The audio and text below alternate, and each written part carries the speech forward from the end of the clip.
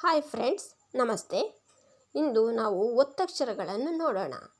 ಖ, ಖ, ಘ, ಘ, ಞ, ಚ, ಛ, ಝ, ಝ, ಞ, ಠ, ಠ, ಢ, ಢ, ಣ, ಥ, ಥ, ಧ, ಧ, ನ, ಫ, ಫ, ಭ, ಭ, ಮ, ಯ, ರ, ಲ,